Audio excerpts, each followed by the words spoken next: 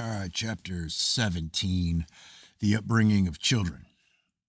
Teach a child a ready made code of morality may not be the ideal, but ideals are rarely approachable on earth, and while mankind is so far retarded spiritually, it is impossible to do otherwise. Yet, if a child is also told why there is a necessity for such a code, perhaps in the child's maturity, it will add something of goodness to the code. Children brought up with the very best instruction often become wayward and later disregard all they have been taught. Parents wonder why, for the ancient wisdom states that if a child is properly instructed and good habits ingrained, this will not desert the child when it grows up. Such parents must honestly search their own hearts because the reason is that they have failed to practice their own teachings, and the growing child resents such hypocrisy. Therefore, as it grows up, it will tend to imitate the parents rather than follow the teachings. Parents should bear in mind that example is the best instruction. A healthier and better upbringing is if parents do not overindulge their children or play with them too much. A parent is not a playmate, and his or her first duty is to be a parent.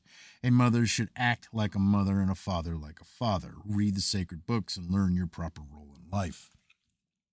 Parents get the children they deserve, and the failings of a child mirror the failings of its parents. The children of a considerate and just father are successful. Good children cannot be raised in a house of discord. When the father is hot tempered and the mother a gossip, the sons are fools and the daughters slovenly. Those who spare themselves the pain of chastising their children display their lack of love for them. Proper and just chastisement is part of a child's upbringing and the duty of every parent. Chastise a child during its childhood, for later is too late. When you were advised against overfamiliarity with children, it did not mean that you should be too stern and austere with them. The highest expressions of justice and truth in a perfect code of laws are not attainable on earth. Therefore, the best thing anyone can do for a child is to teach it self mastery and bring it up in the knowledge of its true nature. The wisdom of the sacred books should be impressed upon the minds of children and taught according to their understanding. It is the duty and obligation of every parent to see that their children are properly instructed.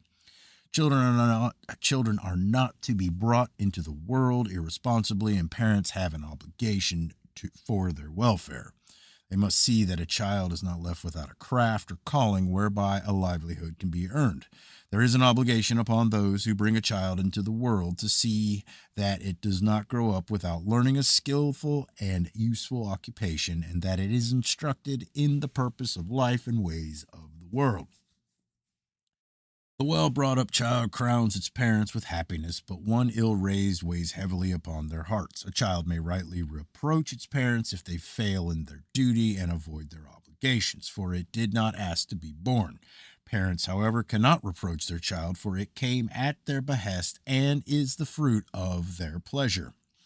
Parents should bear in mind that the fruit of the tree is of indulgence is bitter, and the waters of indifference soon quench the fires of affection. The parent who sows unwisely in the fertile fields of childhood reaps a blighted harvest when the crop comes to maturity.